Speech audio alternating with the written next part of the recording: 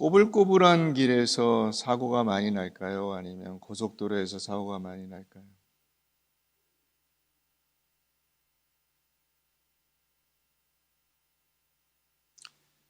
고속도로에서 큰 사고가 많이 나죠. 고속도로에서 죽는 사고가 많이 나고, 고속도로가 훨씬 더 위험합니다. 우리는 길이 쭉 뻗으면 좋겠다고 생각을 하지만 실제는 그렇지 않습니다. 꼬불꼬불하면 조심하게 됩니다. 조심해서 갈 때 안전하게 가게 됩니다. 그러니까 꼬불꼬불하고 길이 험하면 천천히 안전을 유의해서 가게 됩니다. 그래서 그 길을 무사히 지나갈 수 있게 되는 것이죠. 우리가 인생길을 평탄하게 가는 것이 좋은 것이다, 그렇게 생각하는 경향이 있는데 꼭 그렇지 않다는 것입니다. 우선 길 자체가 전체가 다 평탄할 수는 없지 않습니까? 심지어 아무것도 장애물이 없는 하늘을 날아가는 비행기도 길이 굽어져 있습니다.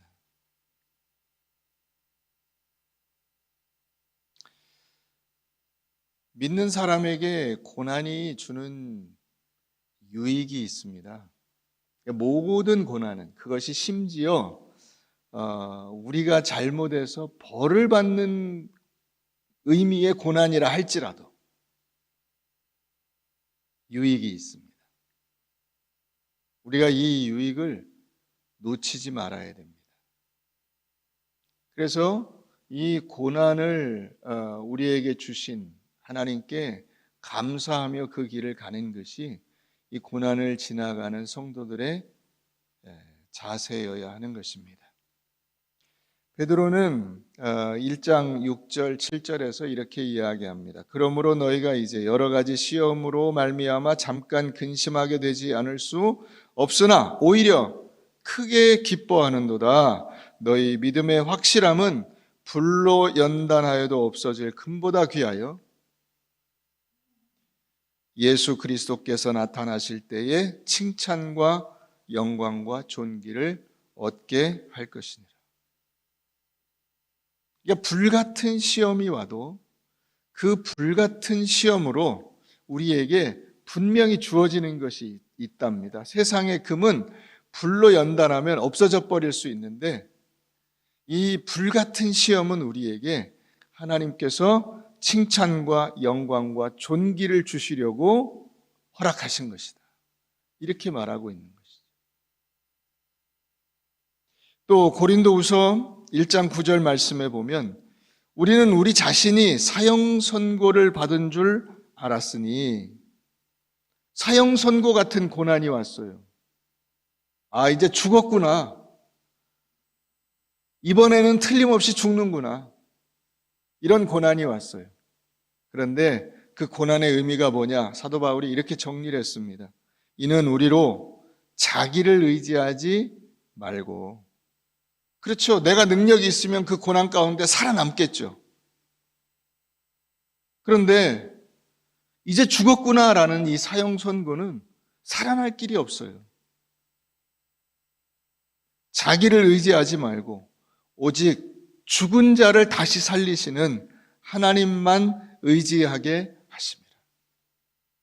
놀라운 말씀입니다. 부활의 하나님, 우리를 반드시 영원한 생명 가운데 인도하실 하나님, 그 하나님을 믿고 살아야 하는 것입니다. 그것이 고난을 이기는 성도의 놀라운 은혜요 능력 가운데 하나이다라는 것을 사도 바울이 알려주고 있습니다.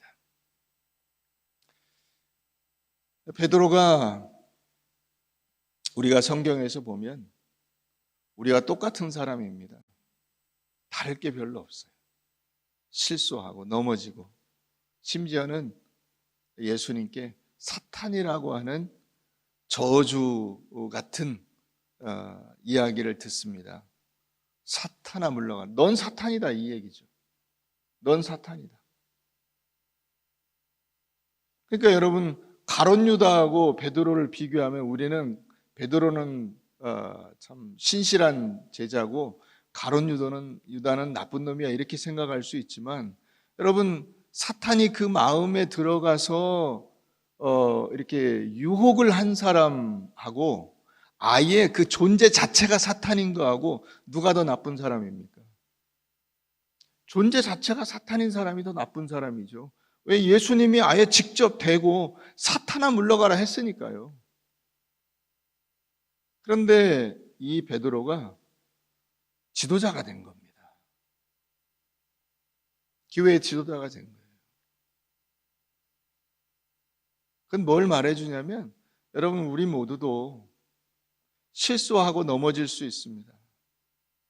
그런데 그런 그 과정을 통해서 우리가 하나님의 말씀으로 세워져서 하나님께 쓰임 받을 수 있는 가능성이 우리 모두에게 열려 있다는 것이죠.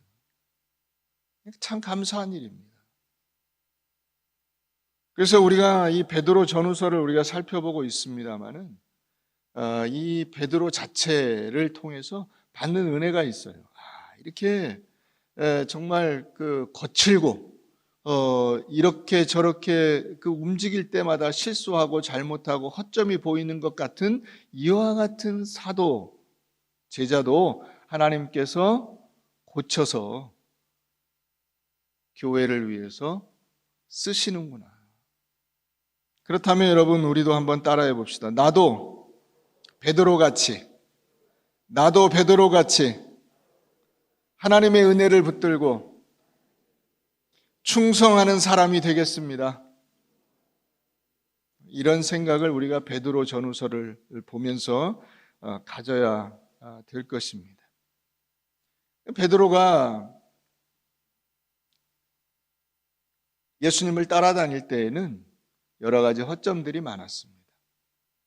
그런데 이런 허점들을 이제 오순절 성령 강림 사건을 거치고 그가 교회에서 이제 그 지도자의 위치에 서게 되면서 극복할 수 있는 그런 은혜를 받았어요.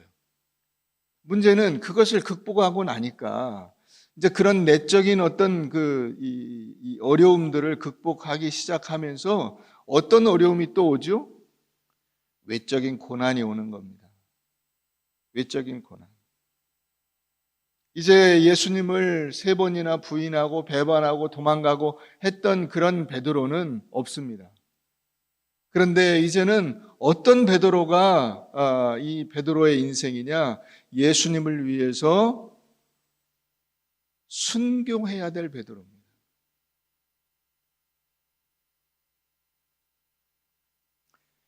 이 베드로 후서는 베드로의 고별사거든요. 왜 고별이죠?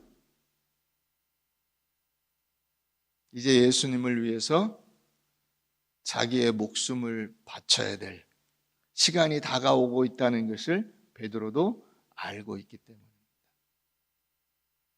점점점 이 고난과 핍박이 더 심해지는 거죠.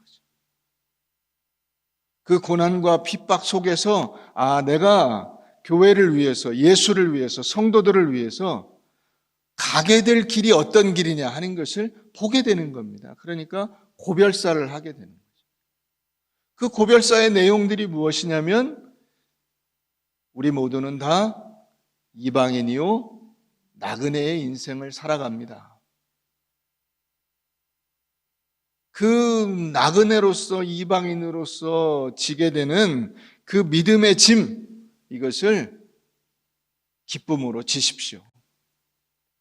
그리고 예수를 믿는다고 해서 고통이 면제되는 것이 아니라 도리어 그 고통을 감당할 수 있는 기회를 주신 하나님께 감사하십시오. 이런 권면을 하고 있는 것입니다. 우리가 세상 속에서 그리스도인으로 산다고 하는 것은 칭찬과 영광을 받는 그런 것이 아닙니다. 오히려 죄인 취급받고 이상한 취급받습니다. 저 사람들 정말 이상한 사람이야. 왜 저러는지 모르겠어. 여러분, 그런 이야기를 지금 사람들이 하고 있는 겁니다.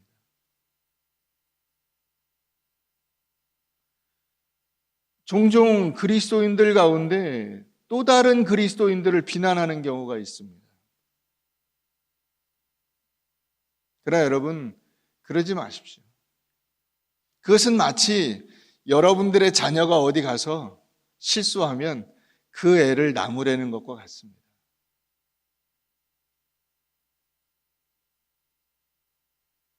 그것은 서로에게 도움이 되지 않는 것입니다.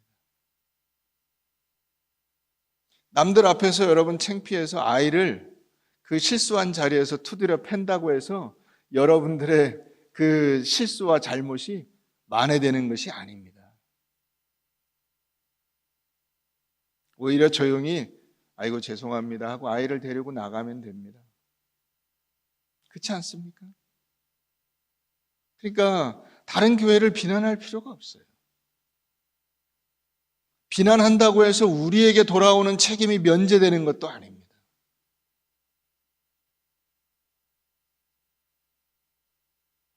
오늘 베드로가 이 베드로 후서에서 우리에게 알려주는 것은 이제 말세라고 하는 것입니다.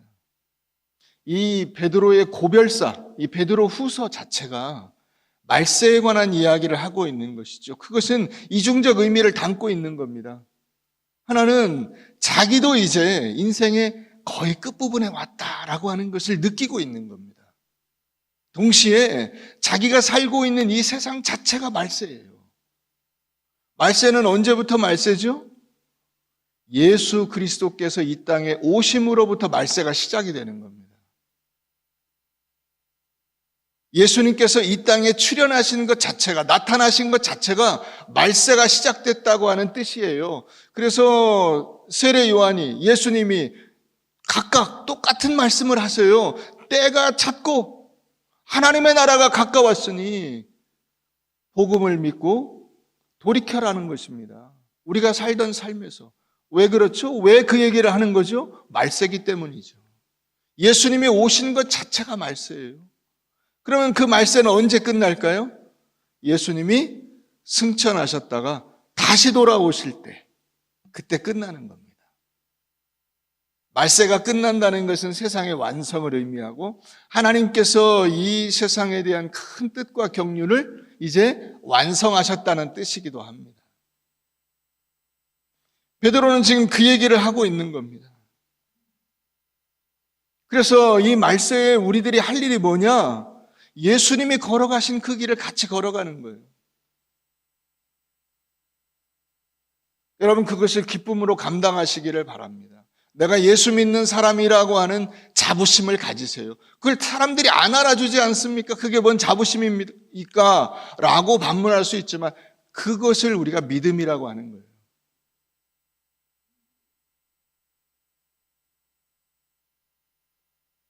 하나님께서 예수 안에서 예수의 오심, 예수의 초림, 예수의 죽음, 예수의 부활, 예수의 승천, 이 모든 하나님의 역사 속에서 우리에게 이루시려고 하는 약속이 실현되는 것을 봐라 이겁니다.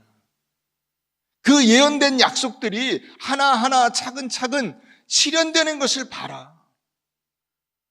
하나님께서 역사하시고 통치하시고 하나님이 주관하시는 것이 확실하지 않냐? 뭘 걱정하냐? 그걸 보면서 우리도 그분의 약속을 붙들고 살라고 우리에게 권면하시는 거예요. 그게 이 베드로 후서입니다.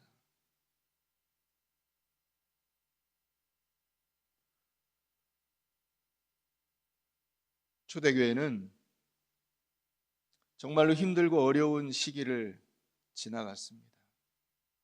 가혹한 박해가 약 250년에 걸쳐서 일어나게 됩니다.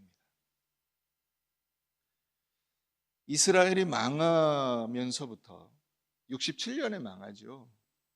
그리고 313년에 콘스탄틴 대제 그 기독교 공인이 있게 되는 그 시기를 무서운 박해와 핍박을 받으면서 지나가게 되는 겁니다.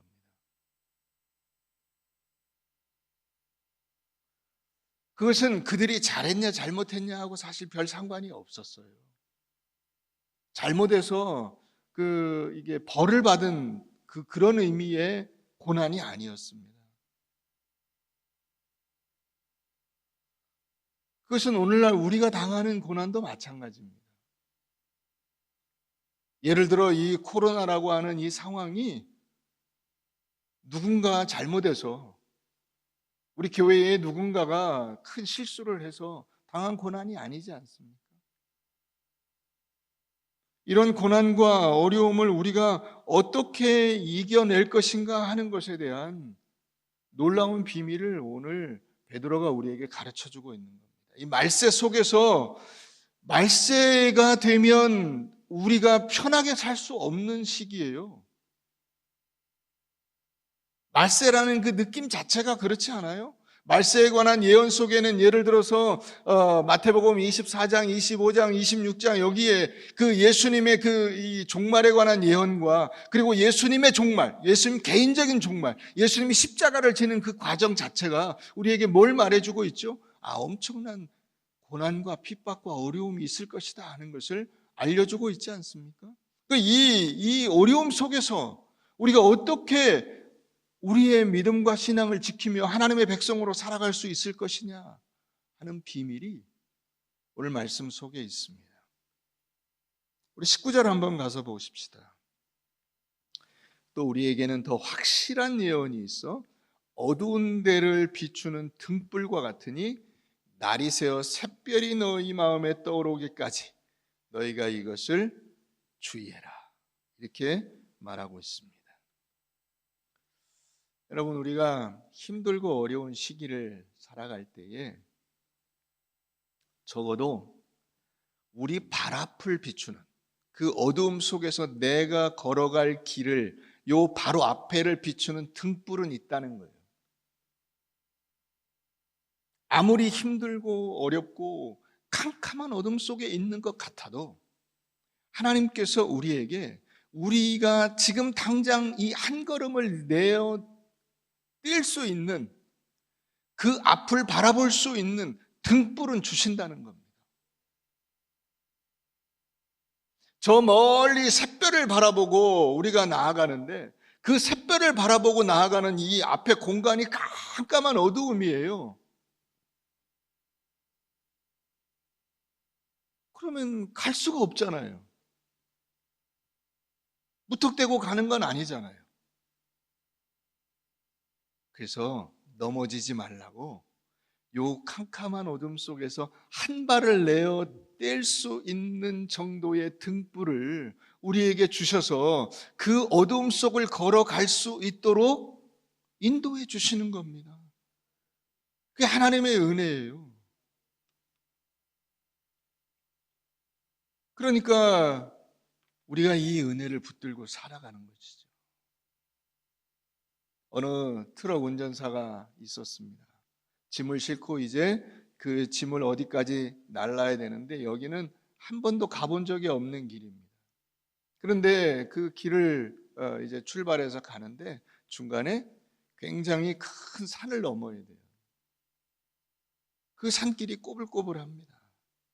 꼬불꼬불한 건 좋은데 어느 지점에 가니까 한쪽은 이게 천길 낭떠러지고 길이 아주 좁아요.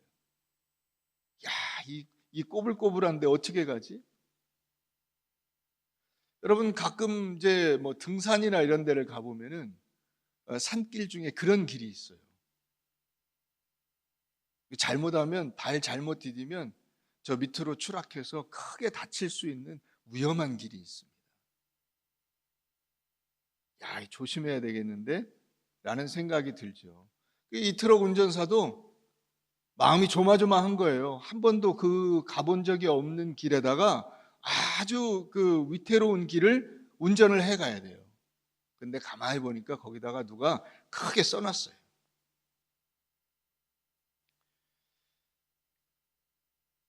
이 길을 당신도 통과할 수 있습니다. 수많은 기사들이 이 길을 무사히 통과해 갔습니다. 그런 글이 써 있는 거예요. 여러분, 우리가 어떤 어려운 상황에 부딪혔을 때, 이거 어떡하지? 그렇게 생각이 들다가도 다른 사람이 했다고 하면 나도 할 수 있겠노라 하는 생각이 들어요. 다른 사람이 그거를 잘 넘겼다고 하면 나도 잘 넘길 수 있겠구나 하는 생각이 드는 겁니다. 이게 굉장히 위안이 되는 거예요. 더군다나 그 사람이 그 과정을 잘 넘긴 사람이 내가 아는 사람이면 더 힘이 나요. 여러분들의 엄마, 아버지도 어려움을 잘 견뎌내셨어요. 여러분들의 주변에 있는 친구, 이웃들이 그 어려움들을 잘 견뎌냈어요. 여러분 믿음의 동료들이 하나님의 말씀을 붙들고 신실하게 기도하면서 하나님의 말씀대로 살아서 승리했어요. 여러분 그러면 힘이 나지 않습니까? 나도 할 수 있겠다.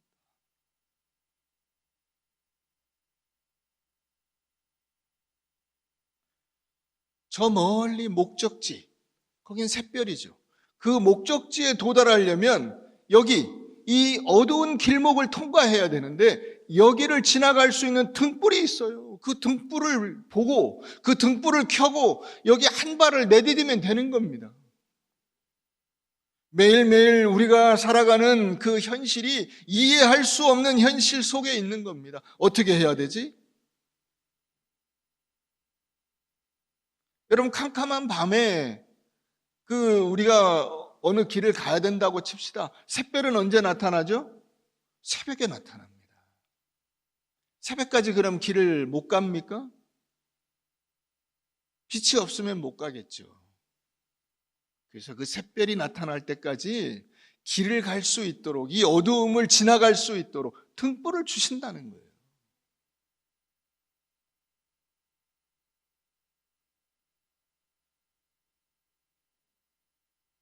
주님께서 다시 오시는 그 최종적인 종말, 그때까지 시간이 걸립니다. 이 베드로가 그 고백을 하고 있는 거예요. 그래서 이 변화산 사건도 이야기를 하고 있는 겁니다. 주님이 그걸 보여주신 거예요, 변화산에서. 원래 예수님께서 거하시는 곳의 상태가 어떤지 영광스러운 모습을 보여주신 거예요. 그래서 그 주님께서 보여주신 그때의 그 모습을 바라보면서 베드로도 지금 어려운 그 어두움의 시간을 견뎌내고 있는 겁니다. 주님 앞에 가기까지 아직 시간이 남아 있어요. 그런데 그 주님 앞에 갈 날만 기다리면서 여기서 막 살 수는 없잖아요. 그 날을 흉내내면서 그 날을 바라보면서 소망 가운데 나도 그 변화산에서 봤던 주님의 그 영광스러운 미래에 도달하기까지 내가 오늘 여기에서 등불을 들고 신실하게 한 걸음 한 걸음 가야 되겠노라고 하는 결단을 하고 있는 겁니다.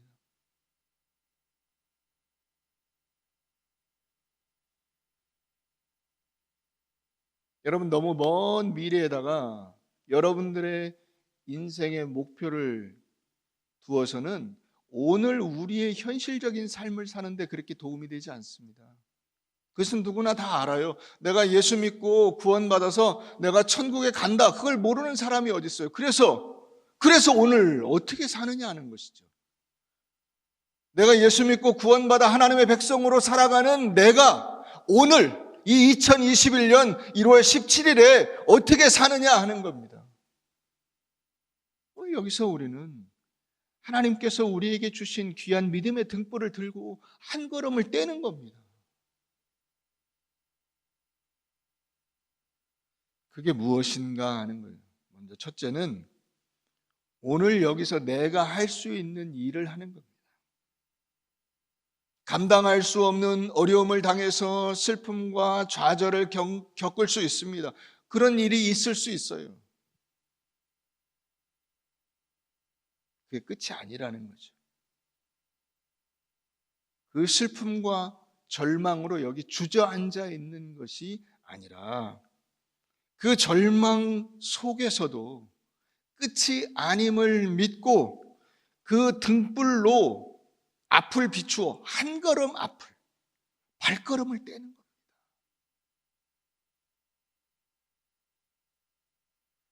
멀리 샛별은 생각할 수 없지만은 당장 한 걸음을 내디딜 때에 그 어두움을 비출, 어두운 바닥을 비출, 거기에 뭐가 있는지를 알 수 있는 등불이 있다는 거예요. 그게 하나님의 말씀이고 매일매일 하나님께서 우리에게 베푸시는 은혜인 것입니다.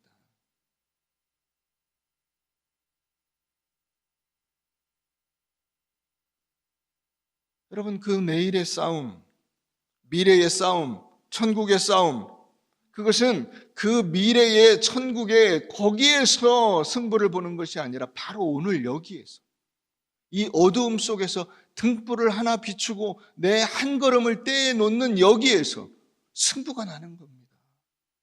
이게 바로 그 싸움이에요. 그래서 주님께서 오실 때에 우리를 칭찬하시는 것은 바로 거기에 칭찬을 하시는 겁니다. 네가 그 어려운 고비를 말씀을 붙들고 믿음을 붙들고 잘 이겨냈으니 잘하였도다 착하고 충성된 종아 라는 칭찬이 있게 되는 겁니다. 내가 작은 일에 충성하였으면 내가 내게 많은 것으로 맡기리라 하는 칭찬이 있는 거예요. 그 상급이 있는 겁니다. 그 싸움을 오늘 여기서 하는 거예요. 주님 만나서 하는 싸움이 아니고 무슨 거창한 싸움을 하는 것이 아닙니다. 거창한 싸움은 예수님이 다 하셨어요. 예수님이 그 싸움을 다 이겨놓으셨습니다. 우리는 오늘 여기에서 이 어둠 속에서 한 걸음을 떼어놓는 거예요. 그 길을 걸어가는 싸움을 하는 거예요.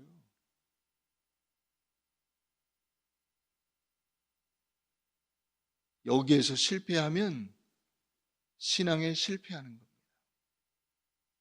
그게 신앙의 실패예요. 무슨 대단한 승부를 보려고 하지 마세요.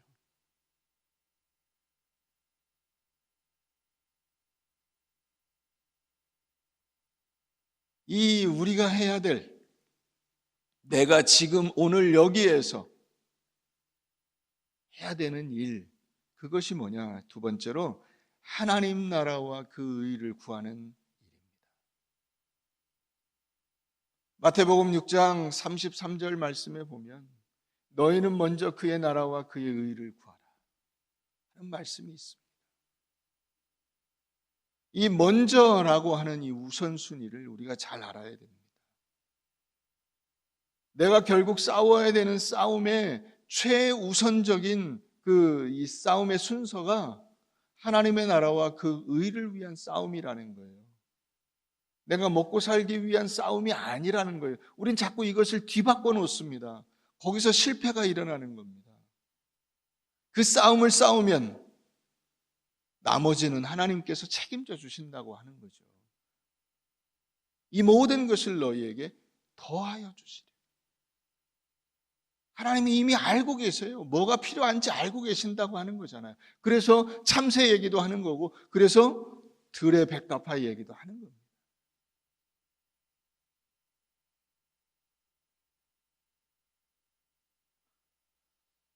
왜 이런 일이 일어나는지 납득할 수 없는 상황 속에서도 하나님의 나라와 그 뜻을 구하는 일은 우리가 얼마든지 할 수 있는 일이에요. 심지어 내가 하고 있는 그 어떤 일에서 실패했을 때도, 그게 내 마음대로 안 되었을 때도 할 수 있는 일이에요. 하나님의 나라와 그 의가 무엇이냐 하는 것을 찾아가는 겁니다.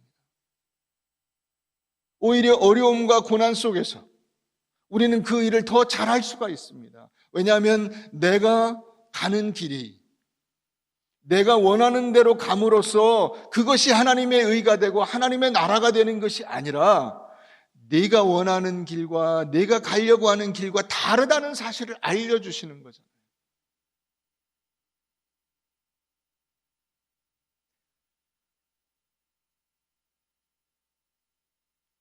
실패하고 그래서 낙심하고 그래서 의심하고, 하나님이 과연 나를 책임져 주시나? 내 인생의 힘과 능력이 되시나? 의심하고, 그런 속에서도 우리가 할 수 있는 일이 바로 이 일입니다. 우리는 자꾸 저 샛별을 바라보는 때까지는 움직이지 않는 것이 낫겠다라는 잘못된 생각을 해요. 그러나 하나님은 우리에게 그렇게 말씀하시지 않습니다.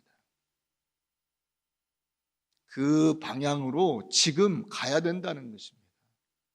발을 떼야 된다는 거예요.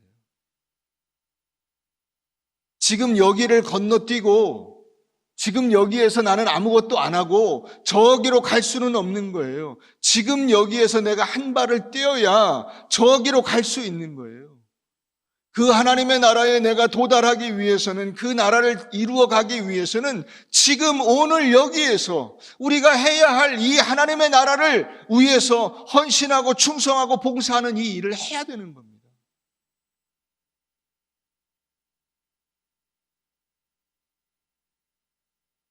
그 일을 하십시오. 코로나로 인해서 아무것도 할 수 없다. 많은 분들이 그런 얘기를 해요. 그러나 여러분, 코로나는 우리에게 하나님께서 뭘 말씀하시는 거죠? 어려운 고난과 어려움 속에서 내가 믿음을 가지고 있다는 것이 과연 무엇이냐를 물으시는 겁니다.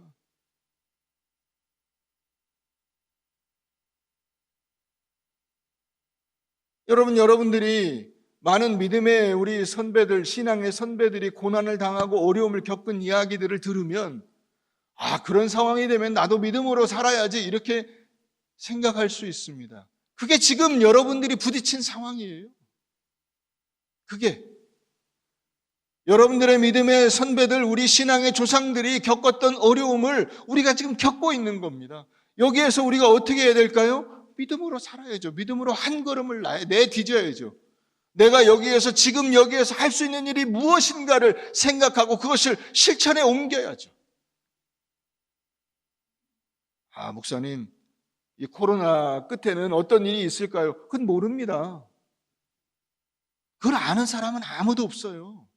전 세계에 그걸 아는 사람은 없어요. 여러분, 유명한 사람들이 나와가지고 막 코로나 끝에는 이런 일이 있을 거야, 이런 얘기를 하면 신기하게 들으시나요? 다 여러분들이 알고 있는 얘기 하고 있어요. 모르기는 마찬가지입니다. 여러분, 인간의 그 공통된 그 원리가, 진리가 뭡니까? 내일 일을 모른다는 거 아닙니까? 어느 누구도 몰라요. 당장 지금 이 10분 뒤에, 1시간 뒤에 내일 어떤 일이 있을지를 몰라요. 그건 어느 누구도 마찬가지예요. 장담할 수가 없고 예측 불가능한 거예요. 그 세상을 우리가 사는 겁니다. 저 샛별이 새벽이 되면 떠오르겠죠. 분명히 보일 겁니다. 그런데 지금 내가 가야 될 길이 안 보이는 거는 누구나 다 마찬가지예요.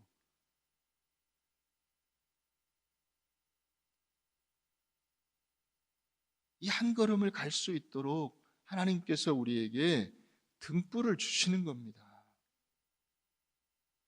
자꾸 미래의 끝에 뭐가 있을지, 이 코로나의 끝에 뭐가 있을지 자꾸 거기에다가 여러분들의 관심을 두지 마세요.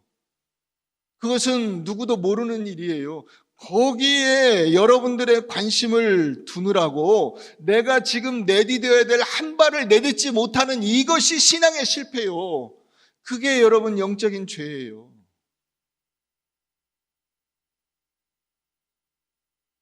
미래에 무슨 일이 있을지 모르니까 나는 아무것도 하지 말고 가만히 있자. 이게 불신앙이에요. 하나님께서 우리에게 믿음을 이야기하는 이유가 바로 거기 있는 거예요.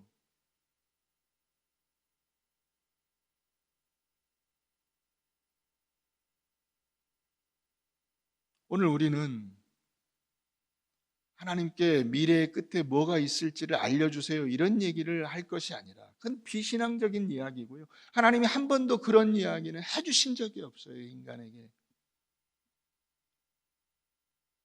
오히려 어떤 얘기를 하시죠? 예수님이 내일 일은 내일이 염려하게 할 것이니라, 이렇게 말씀하세요. 우리는 오늘을 살아야죠. 우린 지금 여기를 살아야 되는 거예요. 그 지금 여기를 나타내는 단어가 등불인 거예요. 그 등불로 지금 내 발 앞을 비춰야죠. 이 일은 회사원도, 공무원도, 상인도, 직장인도, 예술가도, 사업가도, 법률가도 다 할 수 있는 일이에요. 각자 자기의 자리에서. 뭐 하는 사람이든지 상관없이, 애들도 어른도 여자도 남자도 상관없이 다 할 수 있는 일이에요. 하나님의 말씀을 붙들고 지금 이 앞에, 내 바로 앞에 닥친 그 일을, 그 길을, 여기에 돌이 있는지 물이 있는지 진흙인지 그것을 등불을 비추어 피해가고 분간하고, 그래서 하나님께서 가라고 하는 그 길을 한 걸음 한 걸음 떼어놓는 이 일은, 회사에 다녀도 직장에 다녀도 그 사람이 어떤 직장과 어떤 일을 하든지 상관없이, 돈이 많냐 적냐에 상관없이 다 할 수 있는 일이에요. 이것을 우리가 놓쳐서는 안 되는 것입니다. 사랑하는 여러분,